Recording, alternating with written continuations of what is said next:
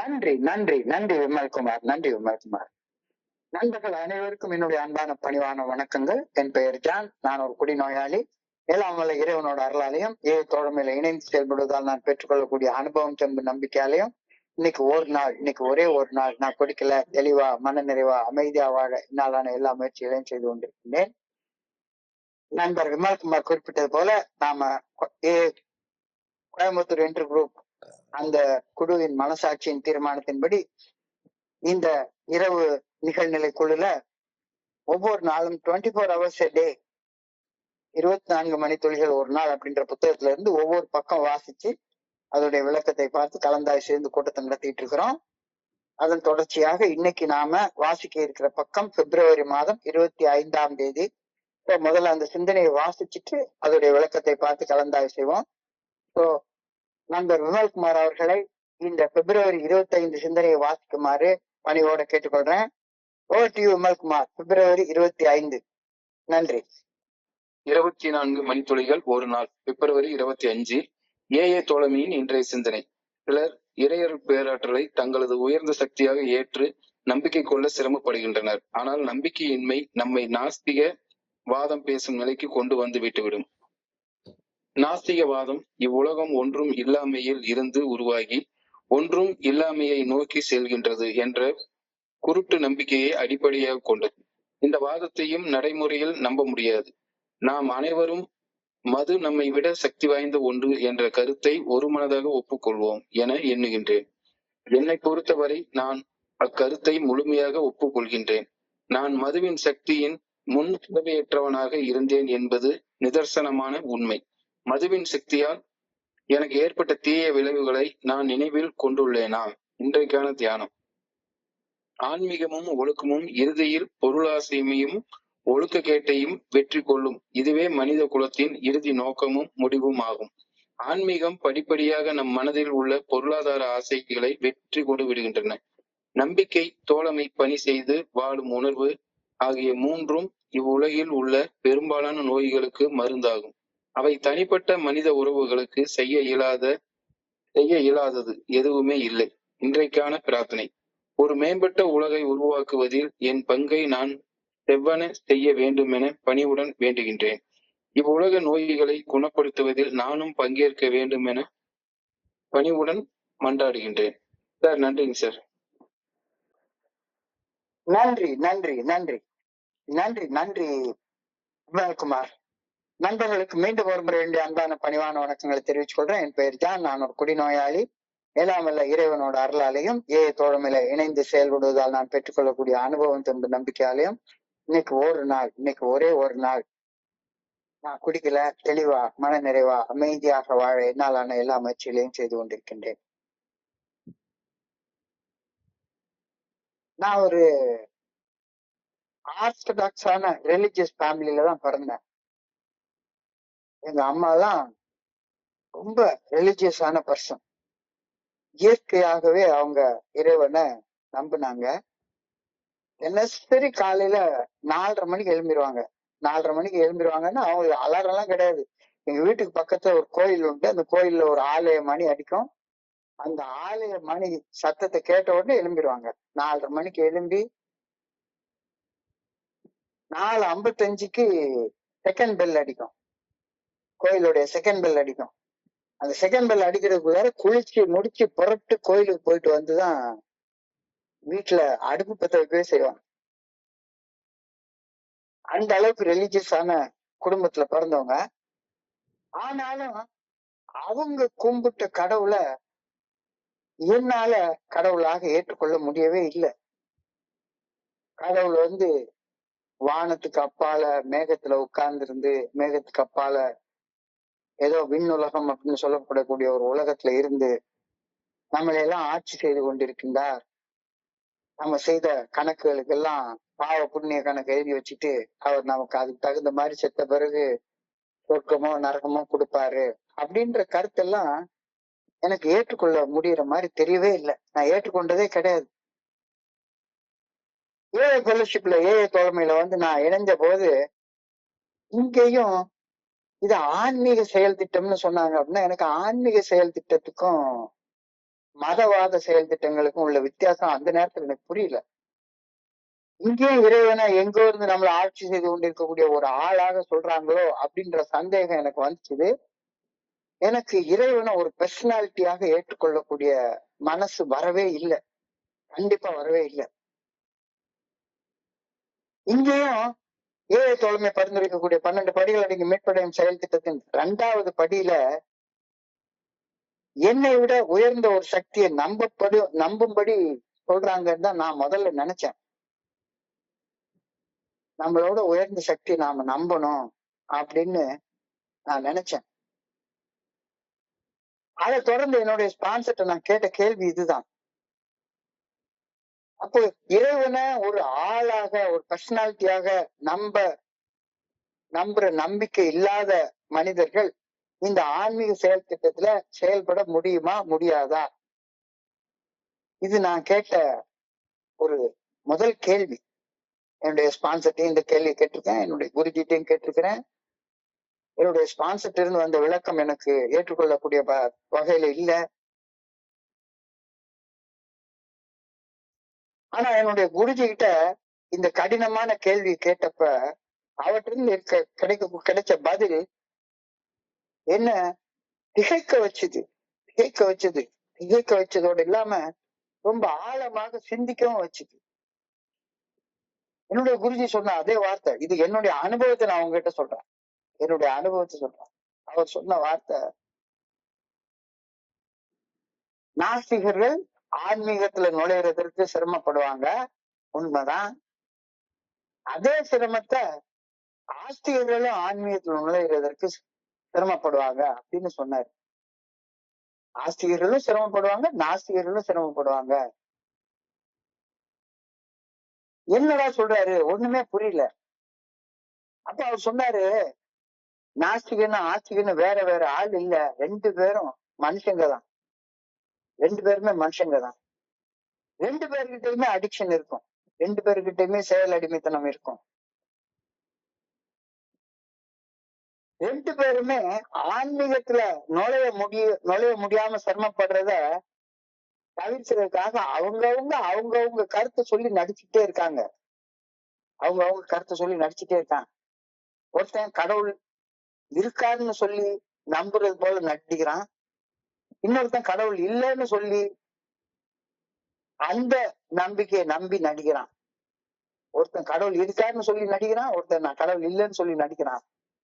தெரியாததை பத்தி ஏதோ ஒரு உறுதியான முடிவை 2 பேர் எடுத்துக்கிறாங்க. அவங்க 2 பேருக்குமே தெரியாது கடவுள்னா எங்க இருக்காரு, சொர்க்கம்னா எங்க இருக்கு, சிவலோகம்னா எங்க இருக்கு, வைகுந்தம்னா எங்க இருக்கு, அதெல்லாம் யாருக்கும் தெரியாது. தெரியாததை பத்தி ஏதோ ஒரு உறுதியான முடிவை ஆஸ்திகர்களும் எடுத்துக்கிறாங்க, நாஸ்திகர்களும் எடுத்துக்கிறாங்க. தெரியாதுன்னு சொல்லக்கூடிய மனப்பக்குவம் 2 பேருக்குமே இல்லை. தெரியாதுன்னு தானே சொல்லணும். தெரிஞ்ச மாதிரி பேசுறது நடிக்கிறது. அப்ப தெரியாதுன்னு சொல்லக்கூடிய மனப்பக்குவம் 2 பேர்கிட்ட இல்ல அப்படிங்கறத யதார்த்தமான உண்மை அப்படின்னு சொன்னாரு. இது என்னை ரொம்ப ஆழமாக சிந்திக்க வச்சது. இது என்னுடைய பர்சனல் எக்ஸ்பீரியன்ஸ். ஆஸ்திகன் இன்னொருவன் சொல்ல கடவுளை நம்புறான். எங்க அம்மாட்ட போய் ஜீசஸ் கிரைஸ்ட் நேர்ல பார்த்தது இல்ல. அவங்களுக்கு யாரு, அவர் கடவுள்னு அவங்க அப்பா சொன்னாங்க, அவங்க அப்பாவுக்கு அவங்க அப்பா சொன்னாங்க. எல்லாரும் ஏதோ ஒரு நம்பிக்கை அடுத்தவங்க சொல்லக்கூடிய கடவுளை நம்புறாங்க. யாரு, ஆஸ்திகர்கள். நாஸ்திகர்கள் அதே இன்னொருத்தர் சொல்லக்கூடிய கடவுள் இல்லைன்னு சொல்றாங்க. ஆஸ்திகன் இவ்வுலகத்துல நிலவக்கூடிய மதங்களுக்கு ஆதரவாகவும், நாஸ்திகர்கள் இவ்வுலகத்துல நிலவக்கூடிய மதங்களுக்கு எதிராகவும் பேசிக்கிட்டு செயல்பட்டு தெரியுறாங்க. இது நம்ம கண் கூட பார்க்கக்கூடிய உண்மை. ஆனா இந்த பூமியில பிறந்த எவருமே ஆன்மீகத்துக்கு எதிராக செயல்படுறது சாத்தியமே படவே படாது அப்படின்னு என்னுடைய குருஜி அடிச்சு சொன்னார். அது உண்மை, அது 100% உண்மை அப்படின்னு அடிச்சு சொன்னாரு. இவர் கடவுளா அப்படின்ற கேள்விக்கும் கடவுள் இருக்காரா அப்படின்ற கேள்விக்கு இடையில நிறைய வித்தியாசம் இருக்கு. இவர் கடவுளா அப்படின்னு கேக்குற கேள்விக்கும், கடவுள் இருக்காரா அப்படின்ற கேக்குற கேள்விக்கும் நிறைய வித்தியாசம் இருக்கு. இப்போ ஜீசஸ் கடவுளா அப்படின்னு கேட்டா கிறிஸ்தவங்க எல்லாரும் ஆமா கடவுள்னு சொல்லுவாங்க. ஆனா ஒரு முஸ்லிம்கிட்டயோ ஒரு இந்து மதத்தை ஃபாலோ பண்றவங்ககிட்டயோ போய் ஜீசஸ் கடவுளான்னு கேட்டா இல்ல இல்ல இல்ல அது அவங்க கிறிஸ்தவங்க கடவுள் அப்படின்னு ஒரே வார்த்தையில சொல்லிடுவாங்க. அல்லாஹ் கடவுளா அப்படின்னு சொல்லி ஒரு கிறிஸ்தவன்ட்டையும் ஒரு இந்துட்டையும் கேட்டா கண்டிப்பா இல்லைன்னு சொல்லிடுவாங்க. ஆனா முஸ்லிம்ஸ் எல்லாம் அல்லாஹ் மட்டும்தான் கடவுள்னு சொல்லுவாங்க. இதே கேள்விய சிவனோ ராமரோ கிருஷ்ணரோ பிள்ளையாரோ முருகரோ கடவுளா அப்படின்னு போய் ஒரு முஸ்லிம் கிட்டே ஒரு ஹிந்து கிட்டே கேட்டா இல்ல இல்ல இல்ல இல்ல இல்லவே இல்லைன்னு அடிச்சு சொல்லுவாங்க.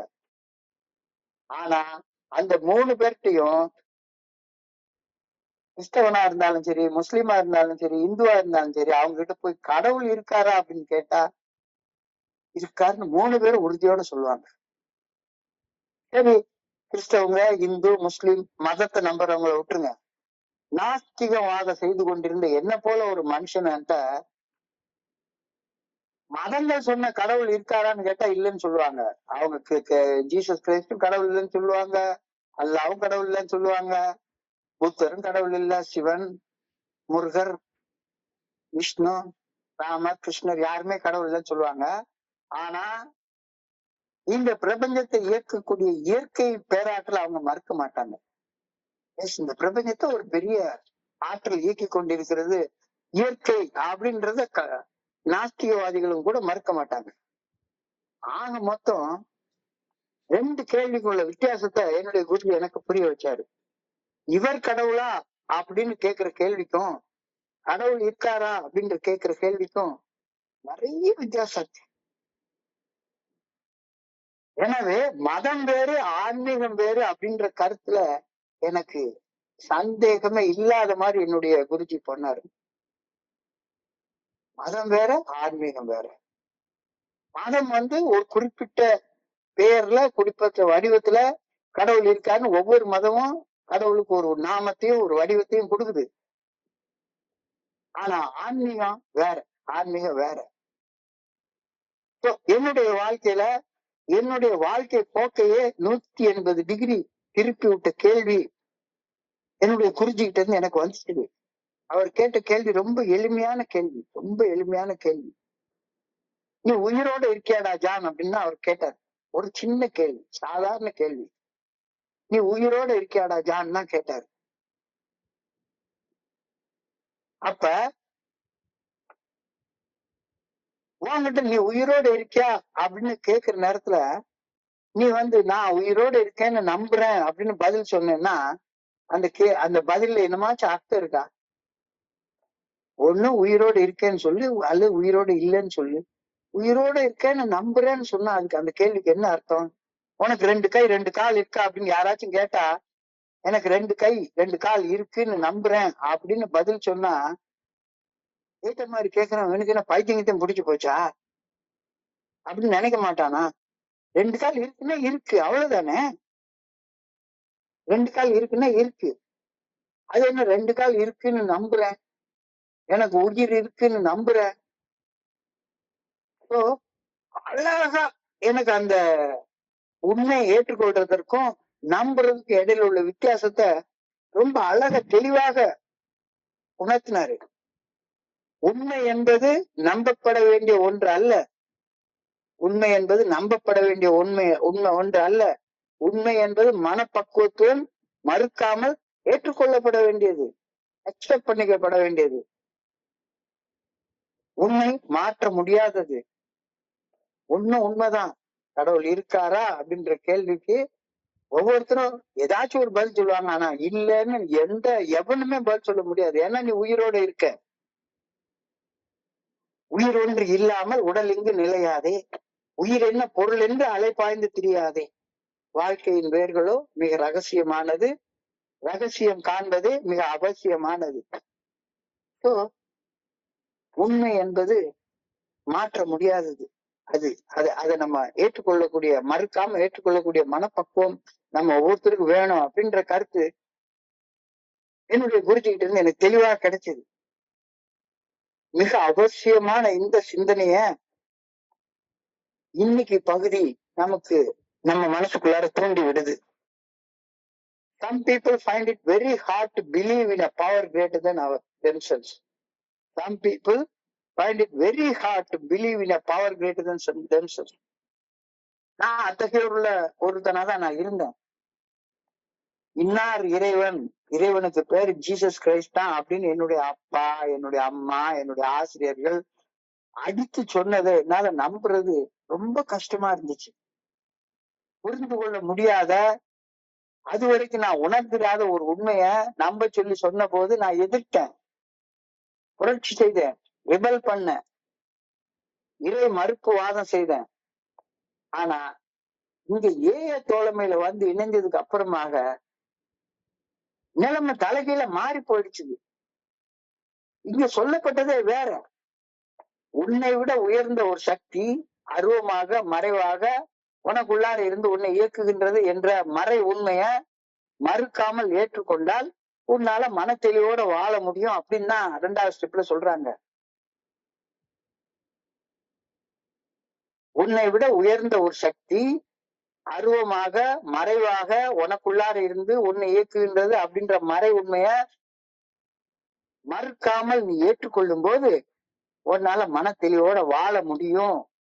இந்த நம்பிக்கையை நீ வந்து அடையணும் அப்படின்னு தான் 2வது படியில சொல்றாங்களே ஒழிஞ்சு இதுதான் கடவுள், இந்த கடவுளை நீ நம்பணும்னு சொல்லல. இங்க சொல்லப்படுறதெல்லாம் என்னாலேயும் மன தெளிவோட வாழ முடியும் அப்படின்ற நம்பிக்கை வந்து அடையணும்னு தான் ஏல சொல்றாங்க. என்னாலையும் மன தெளிவோட வாழ முடியும் அப்படின்ற நம்பிக்கை வந்து அடையத்தான் இங்க சொல்றாங்க. நம்பிக்கை என்பது என்னால மன தெளிவோட குடிக்காம, பொய் சொல்லாம, ஏமாத்தாம, பயப்படாம, கோவப்படாம, சந்தேகப்படாம, பொறாமப்படாம, அதீத காம வசப்படாம என்னாலையும் வாழ முடியும் அப்படின்ற நம்பிக்கை வந்தடைறதுதான் இங்க நம்பிக்கைன்னு சொல்றாங்க. என்னால புரிந்து கொள்ள முடியாத, என்னால அறிந்து கொள்ள முடியாத ஒரு கருத்தை திணிச்சு அந்த கருத்தை நம்பியாக வேண்டும், அந்த கருத்தை நம்பினா மட்டும்தான் என்னால மனத்தையோட வாழ முடியும் அப்படின்னு ஏழு தொலைமையில யாருமே என்கிட்ட சொல்லவே இல்லையே. இங்க மறுக்கிறதுக்கு என்ன இருக்கு? யாராச்சும் ஒரு கருத்தை என்கிட்ட திணிச்சாங்கன்னா இல்ல இல்ல இல்ல இல்லன்னு மறுக்கலாம். இங்கதான் யாருமே என்கிட்ட ஒரு கருத்தை சொல்லவே இல்லையே. என்னால புரிஞ்சு கொள்ள முடியாத, என்னால அறிந்து கொள்ள முடியாத ஒரு கருத்தை என்கிட்ட இங்க யாருமே திணிக்கவே இல்லையே. அத நீ நம்பினாதான் மன தெளிவோட வாழ முடியும் அப்படின்னு யாருமே உங்ககிட்ட சொல்லவே இல்லையே. எல்லாருமே ஏற்றுக்கொள்ளக்கூடிய ஒண்ணு, என்னுடைய உயிர்னா என்னன்னு எனக்கு தெரியவே தெரியாது. ஆனா நான் உயிரோட இருக்கேன். உயிர் ஒன்று இல்லாமல் என்னுடைய உடம்பு இருக்காது, அழுகி போயிடும். உயிர் ஒன்று இல்லாமல் உடல் இங்கு நிலையாது. ஆனா எனக்குள்ளார இருக்கக்கூடிய உயிருக்கு இதுதான் பேரு, இதுதான் பொருள் அப்படின்னு அதை ஒரு மெட்டீரியலிஸ்டிக்கா நான் வந்து அத யோசிக்க முடியுமா? உயிரை ஒரு பொருளாக என்னால நினைக்க முடியுமா? அப்ப எனக்குள்ளார இருக்கக்கூடிய அந்த உயிர், அந்த ஆன்மா ரொம்ப ரொம்ப ரொம்ப மறைவாக என்னால புரிந்து கொள்ள முடியாம எனக்குள்ளார இருக்குது. அந்த ரகசியத்தை காண்பது மிக அவசியமானது. ஆனா இப்ப புரிஞ்சு கொள்ளல. அதனாலதான் ஏழு சொல்லக்கூடிய எல்லா விஷயத்திலையும் நாங்கள் புரிந்து கொண்ட இறைவன், நாங்கள் புரிந்து, ஒவ்வொருத்தரும் அவங்க இறைவனை புரிந்து கொள்றதற்கு அவங்கவுங்களுக்கு முடிஞ்ச முயற்சி சொல்லணும். இதுதான் இறைவன்ற ஒரு எந்த ஒரு கருத்து திணிப்பு ஏழு இல்ல அப்படின்றது இங்க என்னை ரொம்ப அட்ராக்ட் பண்ணின ஒரு விஷயம். இன்னொருத்தர் புரிந்து கொண்ட இறைவனை ஏற்றுக்கொள்ள சொல்லி ஏஏ தோழமையில என்னை யாருமே கட்டாயப்படுத்தவே இல்லை. இன்னொருத்தர் புரிந்து கொண்ட இறைவனை ஏற்க சொல்லி ஏஏ தோழமையில நான் கட்டாயப்படுத்தப்படவே இல்லை. என்னை விட உயர்ந்த சக்தி, என்னை விட உயர்ந்த ஒரு ஆற்றல் என்னை இயக்குகின்றது அப்படின்ற மறுக்க முடியாத உண்மைய மனப்பக்குவத்தோட ஏற்றுக்கொண்டு அந்த ஆற்றலை நான் புரிந்து கொள்ள முயற்சி, பயிற்சி, சாதனம் செய்ய வேண்டும் அப்படின்னு தான் இங்க சொல்றாங்க. இது நான் மறுக்கிறதுக்கு ஒண்ணுமே கிடையாது. யாராச்சும் ஒரு கருத்தை என்ற திணிச்சாங்கன்னா அதை நான் மறுக்கலாம். ஏன் ஒரு கருத்தை என் காலடியில வச்சுட்டாங்க, எடுத்தா எடுத்துக்கிறேன்னா விட்டுரு. ஆனா நீ மன தெளிவோட வாழணும் அப்படின்னா உன்னுடைய மனித மூளைய வச்சு உன்னால மன தெளிவோட வாழ முடியாது. அது ஒண்ணு எங்கெங்கயோ திக்கு தெரியாத காட்டுல கொண்டு போய் வேண்டாத இடத்துல கொண்டு போய் விட்டுருச்சு அப்படின்றது யதார்த்தமான உண்மை. அதைத்தான் படியில நாம ஒப்புக்கொண்டுட்டோம். God as we understood. God as we understood. Not anybody else has understood. அப்படின்னு சொல்லவே இல்லை. ஆனா எங்க அம்மாவோ அப்பாவோ ஆசிரியரோ அவங்க புரிந்து கொண்ட இறைவன், அந்த இறைவனை நம்பினாதான் என்னால மன தெளிவோட வாழ முடியும் அப்படின்னு என்னைய கட்டாயப்படுத்தினாங்க. ஏன் அப்படி சொல்லவே இல்லை. நீ புரிந்து கொண்ட இறைவன், நீ புரிந்து கொண்ட இறைவன். மிக மிக முக்கியமான பவுண்டேஷன், ஏயோடைய பவுண்டேஷன் இங்கதான் இருக்குது. I am told neither to be an atheist or a theist. நான் ஆஸ்திகனாகவோ அல்லது நாஸ்திகனாகவோ இருக்கிறது என் தனிப்பட்ட ஒரு விஷயம்.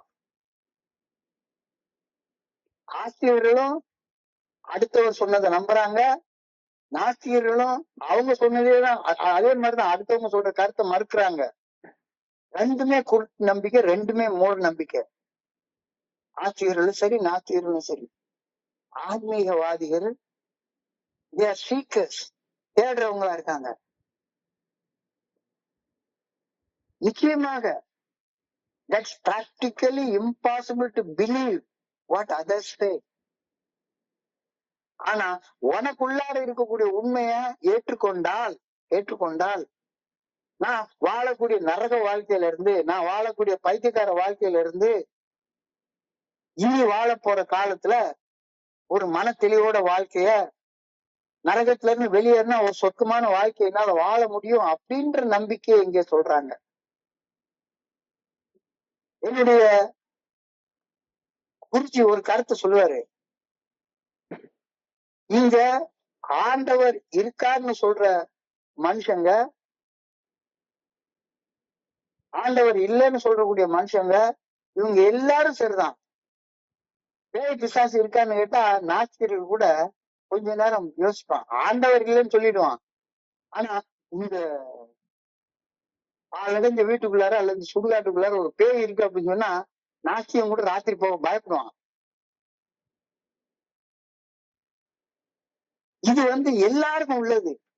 நீ கடவுளை நம்பாமப்போ அது உன்னுடைய தனிப்பட்ட நம்பிக்கை, அதை விட்டுரு. ஆனா இந்த மது சாராயம் அப்படிங்கிற ஒண்ணு நோயாளிகளாகிய நம்முடைய வாழ்க்கைய சிதைச்சு சின்னாபின்னப்படுத்தின ஒரு பிசாசு அப்படின்னு நம்புறதுல என்னடா உனக்கு கஷ்டம்? உன் வாழ்க்கைய பிச்சு பிச்சு பிச்சு பிச்சு துண்டு துண்டா வெட்டி தூர எறிஞ்ச ஒரு பிசாசு மது அப்படின்னு அது வாழ்க்கையில நீ பாக்குற உண்மைதானே? குடிநோயாளிகளுடைய நம்முடைய வாழ்க்கைய மது அப்படின்ற அந்த ஒண்ணு, சாராயம் அப்படின்ற ஒண்ணு சிதைச்சு சின்ன பின்னப்படுத்தி ஒரு பேய், ஒரு பிசாசு அப்படின்றத நம்புறதுல என்ன கஷ்டம் இருக்கு? நம்முடைய வாழ்க்கைய ஒண்ணுமே இல்லாம ஆக்குன ஒரு தீய சக்தி மது அப்படிங்கிற உண்மையை ஏத்துக்கிறதுல என்ன கஷ்டம்? அது உண்மைதானே? அது உண்மைதானே? அதுதான் நீ கேக்குறாரு. We all can agree that alcohol is a wicked power greater than ourselves. இதை நம்புறதுல என்ன கஷ்டம் இருக்கு? இது உண்மை, இது உண்மை. நீ உயர்ந்த சக்தி இருக்காரோ இல்லையா அது எனக்கு தெரியாது. ஆனா நிச்சயமா எந்த பெரிய நாஸ்திகன்றையும் சொல்லுங்களேன், ராத்திரி 1 மணிக்கு போய் சுடுகாட்டுக்கு போய் ஒண்ணு எடுத்துட்டு வானா அங்க பேய் பிசாசு இருக்குதுன்னு சொன்னா சரிதான். அவனுக்கு நம்புறான நம்பிக்கை இருக்கோ இல்லையோ, கடவுள் இருக்கான்ற இல்லைன்னு உறுதியா சொல்லுவான். ஆனா சுடுகாட்டுல பேய் இருக்கா இல்லையான்னா ஒரு பயம் வந்துடும். கண்டிப்பாக அங்க போய் எதுக்கு நம்ம போய் வீணா டெஸ்ட் பண்ணிக்கிட்டு அதெல்லாம் வேண்டாம் அப்படின்னு சொல்லி நினைப்பாங்க. அதைத்தான் நீ சொல்றாரு, நீ கடவுளை நம்பாமப்போ அது உன்னுடைய தனிப்பட்ட விஷயம். ஆனா இந்த சாராயன்ற பிசாசு ஒண்ணு இருக்கு அப்படின்றத ஏன் நம்ப மாட்டேங்கிற? சாராயம் உன்னுடைய வாழ்க்கைய அவ்வளவு அழிச்சு பிச்சு துக்கு நூறா மாத்தி போட்டிருக்குன்றது வாழ்க்கையில நீ பார்க்கக்கூடிய உண்மைதானே. அப்ப we all can agree that alcohol is a wicked power greater than ourselves. இதுல சந்தேகமே கிடையாது. கடவுள் நம் வாழ்க்கையில ஆனந்த தாண்டவம் ஆடுறோ ஆடலையோ அது தெரியாது நமக்கு. ஆனா மது என்ற அரக்கன் நம்ம ஒவ்வொருவருடைய வாழ்க்கையிலையும் ருத்ர தாண்டவம் ஆடிச்சுது, கோரமான ருத்ர தாண்டவம் ஆடிச்சுதுன்றது மறுக்க முடியாத உண்மைதானே. கொஞ்சம் கண்ணை மூடி யோசிச்சு பாரு, இன்னும் ஆட்டம் காட்டுச்சு உடனே, இன்னும் ஆட்டம் காட்டுச்சுது. We all were helpless before the wicked power of alcohol. Is that not? We all were powerless over the wicked power of alcohol. We all were helpless. அந்த நிலைமையில தான் நம்ம வாழ்ந்து கொண்டிருந்தோம். இது உனக்கு ஞாபகம் வருதா? அதான் இன்னைக்கான கேள்வி. இது உனக்கு ஞாபகம் வருதா? Do you remember the things that happened to you because of the wicked power of alcohol? மதுவுடைய தீய சக்தியால உன்னுடைய வாழ்க்கையில நடந்த அந்த கோரமான ருத்ர தாண்டவம் உனக்கு மறந்து வச்சா என்ன? ஞாபகத்து வரலையா என்ன? அப்படின்ற எளிமையான கேள்விய இன்னைக்கு கேட்கிறாரு. இறைவனுடைய ஆண்டவருடைய கடவுளுடைய நல்ல சக்தி விளையாடினது புரிஞ்சுதோ புரியலையோ அதை விட்டுரு. மதுவின் தீய சக்தி உன்னுடைய வாழ்க்கையில விளையாடின அந்த கோர விளையாட்டு மறந்து போயிடுச்சு அப்படின்னு நீ சொன்னா மறக்கக்கூடிய விஷயமா என்ன? மறக்க முடியுமா? மறக்க முடியுமா? கொஞ்சம் நெஞ்ச கோர விளையாட்டா விளையாடிச்சுது, என்ன கொன்னு போடுற அளவுக்கு கொண்டு போச்சுல. என்னை கொன்னு போடுற அளவுக்கு கோரமான ருத்ர தாண்டவத்தை மதுங்கிற அந்த பிசாசு விளையாடிச்சா விளையாடலையா? மது விளையாடி அந்த கோர விளையாட்ட இன்று எனக்கு ஒரு அனுபவ பாடமாக பார்ப்பதற்கு தோழமை கத்துக் கொடுக்குது. மது விளையாடின அந்த கோர விளையாட்ட மறக்க முடியாத ஒரு அனுபவ பாடமாக பார்ப்பதற்கு தோழமை கத்துக் கொடுக்குது. ஒரே கேள்வி, நீ கடவுள் இருக்காருன்னு நம்பாம போ. ஆனா மது அப்படின்ற பேய் பிசாசு உன் வாழ்க்கையில விளையாடின அந்த கோரமான விளையாட்டை மறந்து போயிடுவா என்ன? இருக்குதானே? இருக்குதானே? சோ அதை ஒத்துக்கொண்டுட்டேன்னா அதுக்கான தியானம் போகுது. கவனத்தை குவிச்சு இந்த வார்த்தையை சிந்திச்சு பாரு.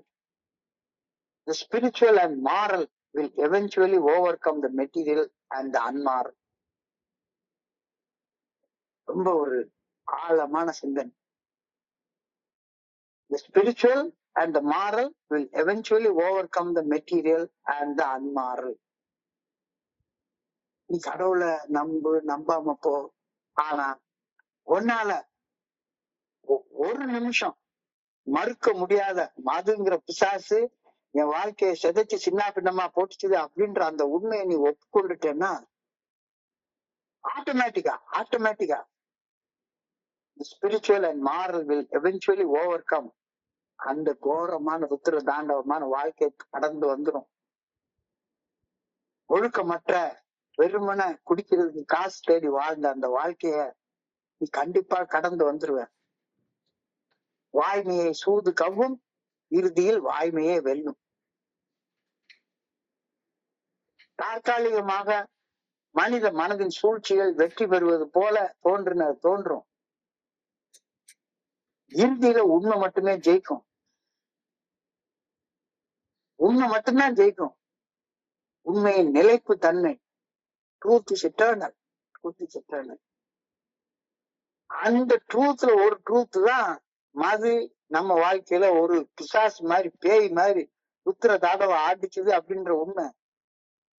வேற உண்மைகள் எனக்கு தெரியாம இருக்கலாம். நான் பாட்டுக்கு என்னமோ நாஸ்திகனாகவோ கடவுள் இருக்காரு, கடவுள் இல்ல, கடவுள் இருப்பதும் இல்லை என்பதும் கவைக்கு உதவாத வெறும் பேச்சு. ஆனா ஆன்மீகம்ன்றது கம்ப்ளீட்டா வேற. உண்மையின் நிலைப்பு தன்மையை நீ புரிஞ்சுக்கோ அப்படின்னு இன்னைக்கு தியானம் சொல்லுது. தர்மத்தின் வாழ்வு தன்னை சூழ்ந்து கவும், இறுதியில் தர்மமே ஜெயிக்கும். 12 படிகள் அடங்கி மீட்படையும் செயல் திட்டத்தை வாழ்க்கையாக வாழ்றது, இதெல்லாம் எதுக்கியா வேணும்? இதெல்லாம் தேவையில்லை. தர்மம் அறம் அப்படின்றது 12 படிகள் அடங்கி மீட்படையும் செயல் திட்டம் தான். நம்மா தர்மம் அறம். வாழ்க்கையுடைய அந்த சூழ்ச்சி நிறைந்த விஷயங்கள்லாம் இன்னைக்கு வேண்டாம், இன்னைக்கு வேண்டாம், இன்னைக்கு வேண்டாம். தர்மத்தின் வாழ்வு தானே சூது கவும். ஆனா கடைசியில தர்மமே ஜெயிக்கும். சத்தியமேவ ஜெயத்தே. மனசாட்சி நல்ல ஒழுங்கான வழிகாட்டுதலுக்கு பணிந்து செயல்பட்டால் குறுகிய காலத்தில் சூது மட்டுமே ஜெயிக்கிறது போல ஒரு தோற்றம் தரும்.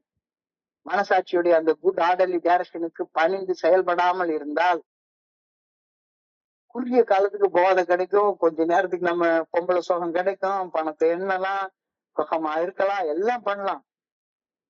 ஆனா எவென்ச்சுவலா இறுதியாக எது ஜெயிக்கும்? எது ஜெயிக்கும்? இங்கேதான் நம்பிக்கைன்றது வேறு. சத்தியமேவ ஜெயத்தை. வேற எதுவுமே ஜெயிக்காது. வாய்மையே வெல்லும். அதான் சொல்லிருக்காங்க, the spiritual and moral will eventually overcome the material and the unmoral. Gradually the spiritual will overcome the material in the minds. Gradually moral will overcome the unmoral. தர்மம் ஜெயிக்கிறது மிக மிக மெதுவாகத்தான் நடக்கும். ஆனா அதர்மம் என்ன? உடனுக்குடனே ஜெயிக்கிறது போல ஒரு பொய் தோற்றம் உண்டாகும். தண்ணிய போட்டு 1/2 மணி நேரத்துக்குள்ளார போதை ஏறிடும். ஆனா குடிக்காம இருந்தா மன தெளிவு அப்படின்றது வர்றதற்கு பல வருட காலங்கள் ஆகும். தர்மம் ஜெயிப்பது மிக மிக மெதுவாக மட்டும்தான் நடக்கும். கிராஜுவலி தான் நடக்கும். Gradually the spiritual will overcome the material. பொருளாதார ஆசைகளை ஆன்மீகம் வெல்வது உடனே ஒரு ராத்திரியில நடக்காது. மெல்ல மெல்லதான் நடக்கும். அதே மாதிரி ஒழுக்கமின்மையை ஒழுக்கம் ஜெயிப்பது அதுவும் ஒரு ராத்திரியில் நடக்காது. மெல்ல மெல்ல. அதுக்காகத்தான் நம்ம தொடர்ச்சியாக இந்த பயிற்சியை பண்றோம். தொடர்ச்சியாக இந்த கூட்டத்துக்கு வர்றோம். தொடர்ச்சியாக பயிற்சி பண்றோம். தொடர்ச்சியாக முயற்சி பண்றோம். தொடர்ச்சியாக சாதகம் பண்றோம். ஒழுக்கமற்ற செயல்கள் தரும் சிற்றின்பம் உடனே கிடைக்கும். ஆனா ஒழுக்கம் தரக்கூடிய அந்த சுதந்திரம் மெல்ல மெல்ல மெல்ல மெல்லத்தான் கிடைக்கும். நம்பிக்கை, தோழமை, பணி செய்து வாழ்வது. நம்பிக்கை என்றால் ஃபெய்த், தோழமை என்றால் ஃபெலோஷிப், பணி செய்து வாழ்வது என்றால் சர்வீஸ், சக மனிதர்களுக்கு பணி செய்து வாழ்வது. இந்த மூணும் நிதானமாக நின்றுதான் செயலாற்றும். உடனே எல்லாம் செயலாற்றாது. அதனாலதான் கொஞ்ச நாளைக்கு முன்னால இறுதி வரை நிலைத்திருப்போர் மட்டும்தான் இந்த நம்பிக்கையிலையும் சரி, ஃபெலோஷிப்லயும் சரி, பணி செய்வதிலையும் சரி, இறுதி வரை நிலைத்திருப்பதுங்க மட்டும்தான் நிதானமாக நின்று ஜெயிக்க முடியும். அரசன் அண்ணனுக்கே கொன்றுவான், அண்ணனுக்கே பரிசும் கொடுப்பான். தெய்வம் நின்று நிதானமாதான் கொல்லும், நின்று நிதானமாகத்தான் பரிசும் கொடுக்கும். அந்த இறையாற்றல் பேராற்றல் செய்ய முடியாத நன்மைன்னு ஒண்ணு இந்த உலகத்துல கிடையவே கிடையாது அப்படின்ற கருத்தை தெளிவாக அழகாக சொல்லிட்டாங்க. இறையாற்றல் பேராற்றலால செய்ய முடியாத, நிகழ்த்த முடியாத ஒரு நன்மையான காரியம்னு ஒண்ணு கிடையவே கிடையாது இந்த உலகத்துல அப்படின்றது தெளிவாக சொல்லப்பட்டிருக்கு. எவென்ச்சுவலி தான் இது நடக்கும். நான் 12 படிகள் வரைக்கும் மீட்படையும் செயல் திட்டத்தை கடைப்பிடிக்கிறதுல லீவ் எல்லாம் விடவே முடியாது. இன்னைக்கு தீபாவளி, ஒரு நாள் மட்டும் லீவ் விட்டுக்கிறேன். இன்னைக்கு ஒரு நாள் நான் என் இஷ்டத்துக்கு இருந்துக்கிறேன். பண்டிகை நாள், இன்னைக்கு என் பிறந்த நாள், இன்னைக்கு என் கல்யாண நாள், இன்னைக்கு ஒரு நாள் நான் லீவ் விட்டுக்கிறேன். இன்னைக்கு ஒரு நாள் தண்ணி அடிச்சுக்கிறேன். இன்னைக்கு ஒரு நாள் கூத்தடிச்சுக்கிறேன். இன்னைக்கு ஒரு நாள் யாருக்கும் தெரியாம அடுத்த வீட்டு பணத்தை திருடிக்கிறேன், லஞ்சம் வாங்கிக்கிறேன். என்னைக்குமே லீவ் விட முடியவே முடியாது. So the spiritual and moral will eventually overcome the material and the unmoral அப்படின்ற கருத்து நம்ம ரொம்ப ஆழமாக சிந்திக்க வேண்டிய கருத்து. அப்பப்ப கூது அப்படின்னா cunning, baffling and powerful, cunning, baffling and powerful, இந்த 3 வார்த்தைகளையும் 2 எழுத்துள்ள ஒரு வார்த்தையா சொன்னா அது சூதுன்னு சொல்லலாம். சூது தந்திரமானது, திகைப்பூட்டுவது, சக்தி வாய்ந்தது அந்த சூது. நான் 12 படிகள் அடங்கிய மீட்படையும் செயல் திட்டத்தை வாழ்க்கையாக வாழ வேண்டாம் அப்படின்னு கன்னிங்கான, பேஃப்லிங்கான, பவர்ஃபுல்லான ஒரு சில எண்ணங்கள் என்கிட்ட சொல்லும். ஆனா அதை செஞ்சேன்னா மறுபடியும் வலிக்கும், கஷ்டம் வரும், துன்பம் வரும், துயரம் வரும், வேதனை வரும், சிக்கல் வரும். ஐயா திரும்ப திரும்ப சொன்னாங்களே, ஆனாலும் என்னால முடியலையே. ஸோ மனசாட்சி நல்ல ஒழுங்கான வழிகாட்டுதலுக்கு பணிந்து செயல்பட்டால் நீ இந்த சூதுல இருந்து தப்பிச்சுப்ப. மனசாட்சி நல்ல ஒழுங்கான வழிகாட்டுதலுக்கு பணிந்து செயல்படாம இருந்தேன்னா சூது ஜெயிப்பது நிச்சயமாயிரும். கடைசியில வாழ்க்கையே நரகமாயிரும். அந்த நரகத்துலதான் நம்ம பல வருட காலங்கள் வாழ்ந்து கொண்டிருந்தோம். இன்னைக்கு அந்த கேள்வியை கேட்கிறாரு.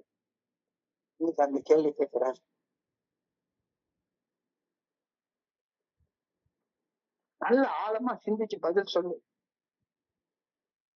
உன்னுடைய வாழ்க்கைய மதுங்கிற அந்த தீய பிசாசு, தீய சக்தி எதாச்சும் சின்ன பின்ன படுத்தினத மறந்து போயிட்டியா என்ன? ஏல வந்த உடனே உனக்கு எண்ணங்கள்லாம் மாறி இல்ல இல்ல இல்ல இல்ல பழைய வாழ்க்கை நல்லா இருந்துச்சு, இந்த வாழ்க்கைதான் மோசமா இருக்குது அப்படின்னு சொல்லிட்டியா என்ன? கொஞ்சம் ஆழமா யோசிச்சு பாரு. எவென்ச்சுவலி உடனடியாக ஒரு நாள் ராத்திரியில எல்லாம் கிடைக்கவே கிடைக்காது. பல வருட காலங்கள் குடிச்சு சிதைச்சு சின்ன பின்ன படுத்தின வாழ்க்கைய ஒரு ராத்திரியில சரி பண்ணிட முடியாது. அதுதான் இன்னைக்கு சொல்றாரு, தர்மத்தின் வாழ்வு தானே சூது கவும். ஆனா இறுதியில இவென்ச்சுவலா தர்மம் தான் ஜெயிக்கும் அப்படின்ற கருத்தை நான் ஒத்துக்கொண்டுட்டேன்னா அந்த பிரேயருக்கு போலாம். I pray that I may do my share in making a better world. என்னுடைய வாழ்க்கை அந்த மதுங்கிற பேய் பிசாசால எதாச்சும் சின்ன பின்னப்படுத்தப்பட்ட நிலையில இருக்கு. இத என்னால சரி பண்ண முடியாது. கடவுளால, இறைவனால மட்டும்தான் சரி பண்ண முடியும். இறைவன் சரி பண்றதற்கு என்னுடைய பங்குல நான் செய்ய வேண்டியது செய்யணும். இன்னைக்கு ஒரு நாள் குடிக்காம இரு, இன்னைக்கு ஒரு நாள் போய் பேசாம இரு, இன்னைக்கு ஒரு நாள் பயப்படாத, இன்னைக்கு ஒரு நாள் கோவப்படாத, இன்னைக்கு ஒரு நாள் பொறாமப்படாத, இன்னைக்கு ஒரு நாள் காம ரீதியான தவறுகள் செய்யாம இரு. So I pray that I may do my share in making my world better. இறைவனை நோக்கி முன்னேற ஒரு அடி நான் எடுத்து வச்சா இறைவன் எனக்கு என்னை நோக்கி 1,00,000 அடி கீழே இறங்கி வருவார், என்னுடைய வாழ்க்கையை மேம்படுத்துவார். நான் இன்னைக்கு வேண்டது அந்த ஒரு அடி மேல இறைவனை நோக்கி எடுத்து வைக்கிறதுக்கு தேவைப்படக்கூடிய சக்தி எனக்கு கொடுன்னு தான் கேட்கிறேன். ஒரு அடி எடுத்து வைக்கிறதுக்கு சக்தி இல்லாம விழுந்த இடத்துலயே விழுந்து கொண்டு என்னுடைய அறிவு சார்ந்து என்னத்தையாச்சும் உளறிக்கிட்டே கிடக்குறேன். தண்ணி மேல உட்கார்ந்து தியானிக்க எனக்கு முடியவே இல்லை.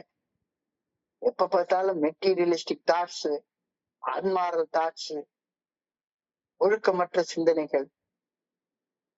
எப்ப பார்த்தாலும் இந்த உடலுக்கு எப்படி சுகத்தை கொடுக்கறது அப்படின்ற சிந்தனைகள் தான். எதை திங்கிறது, எதை குடிக்கிறது, எவ கூட படுக்கிறது, எந்த படத்தை பாக்குறது, நல்ல புத்தகத்தை படிக்கணும்ன்ற தாட் வரவே மாட்டேங்குது. So I pray that I may do my share in making my world better. என்னுடைய உலகத்தை மேம்பட்டு ஆக்குறதற்கு நான் என்ன செய்யணும் அப்படின்றத தெரிஞ்சு கொண்டு அதை செய்யறதுக்கான சக்தி எனக்கு கூட ஆண்டவா அப்படின்னு கேள்வி நீ கேட்கிற. எனக்கு அந்த சக்தி இல்லாம இருக்கு. அந்த சக்தி கேளு. 12 படிகள் அடங்கிய மீட்புடன் செயல் திட்டத்தை வாழ்க்கையாக வாழ்ற சக்தி எனக்கு இல்ல. அந்த சக்தி வேணும்னு கேளு. I pray that I may do my part cure the ills of the world. உலகத்துல ஏகப்பட்ட தீமைகள் இருக்கு. அந்த தீமைகள் என்னைய பலன்னு அட்ராக்ட் பண்ணிட்டே இருக்குது. அந்த தீமைகளை ஓவர் கம் பண்றதுக்கு எனக்கு சக்தி இல்ல. அந்த சக்தியை கொடு. I pray that I may be part of the cure for the ills of the world. உலகத்தில் நடக்கக்கூடிய ஏகப்பட்ட நோய்கள், ஏகப்பட்ட தீமைகள் இருக்கு. அப்ப அதை நான் எப்படி என்னைய குணப்படுத்தி கொண்ட அனுபவம், தெம்பு, நம்பிக்கைய நண்பர்களோட பகிர்ந்து கொள்றதுதான் இந்த உலகத்தை நன்மை ஆக்குறதுல என்னுடைய பங்கு நான் செய்யறது. என்னால வேற எதையுமே செய்ய முடியாதுல்ல. என்னுடைய அனுபவம், தெம்பு, நம்பிக்கை மட்டும்தானே பகிர்ந்து கொள்ள முடியும்.